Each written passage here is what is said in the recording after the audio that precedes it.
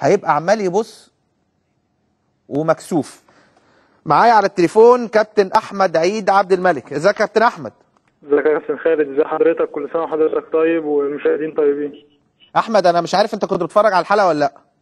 لا والله انا لسه مخلص تمرين يا كابتن. والله انا كنت جايب حبه تشويحات كده لعيبه الاهلي والزمالك، فقلت بصراحه احمد عيد قال ان فعلا مش محمي، والله عنده حق.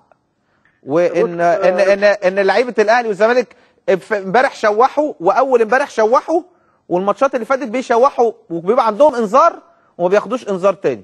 المشكله يا كابتن خالد في ان هو الحكم اللي طردني نفس الحكم كان بيحكم ماتش الاهلي، وحسام غالي لو جبت اللقطه بتاعتي جبتها والله، جبتها من قبل. انت ده نفس اللي انت عملته. والله العظيم كمان يا كابتن، يعني انا وانا رايح للحكم هو راح لافف لي من قبل ما بقول له يا كابتن ياسر، لسه يا كابتن ياسر بالراحه كده خالص، راح لافف لي انت اتفضل امشي بعيد ما تتكلمش معايا خالص، اتكلم مع زمايلك بس. انا طب انا كده ما اتنرفزت ولا اتنرفز ولا اعمل ايه؟ طيب رحت متنرفز، راح مديك الانذار الثاني طرد. الانذار الثاني اداهوني، قلت له يا كابتن ياسر عاملني يعني زي ما بتعامل لعيبه الاهلي والزمالك بالظبط يعني. طب هسألك سؤال، انت الطرد الانذار الثاني خدته بسبب التشويح؟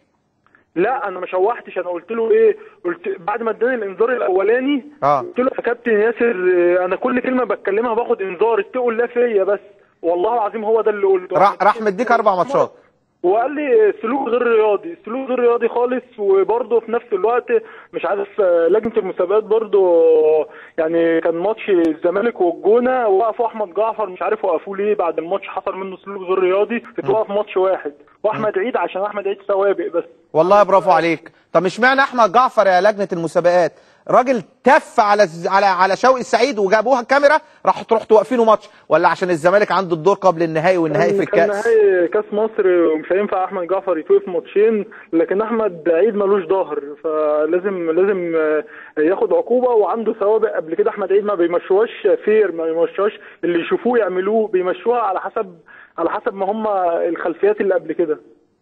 احمد انت فعلا في كلام ان الاستاذ كامل ابو علي عايزك في المصري؟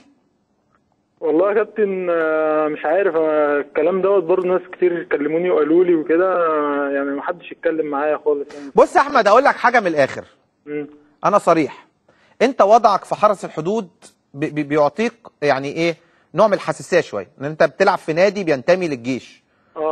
فدي نوع من الحساسيه، وانا قلت يمكن في البرنامج ان عدم بيعك للاهلي والزمالك بسبب الحساسيه دي، ان نادي حرس مش عايز يتحط ان هو فضل الاهلي او فضل الزمالك لان دول اكبر جمهورين في مصر، فعشان كده انت في الاخر ما بتتباعش.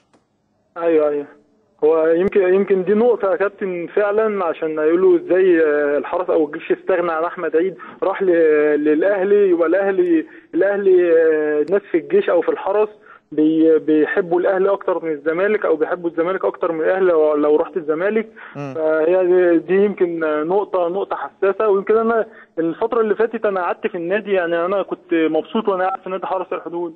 بس انا اعتقد ليها حل احمد، ليها حل لو انت بقى خلاص وصلت مرحله حاجه و30 31 سنه دلوقتي. ليها حل ان في ايه؟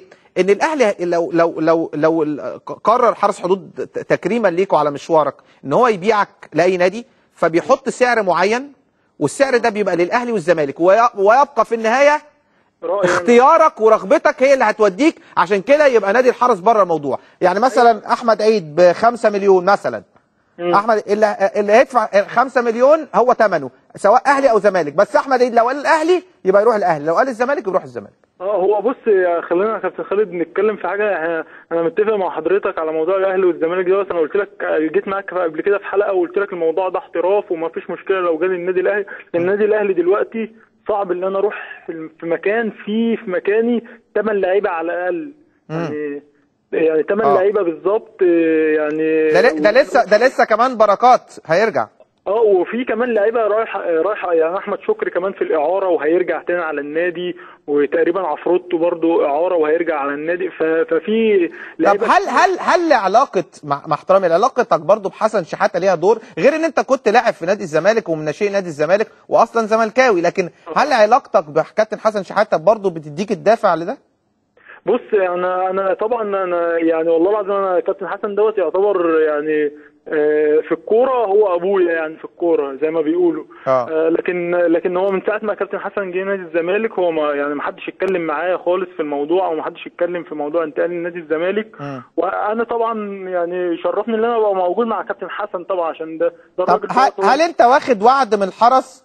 انا عارف ان الكابتن طارق عشري لا يمكن هيسيبك ابدا، لان هو بيعتبرك يعني ظهر الفرقه او اساس الفرقه. هو لا، انا يعني ما حدش الصراحه، ما حدش بيتكلم معايا في اي حاجه في النادي، وما حدش يتكلم معايا في اي حاجه وخالص يعني في الموضوع دوت، مشيانه او وعاد او الحاجات ديت.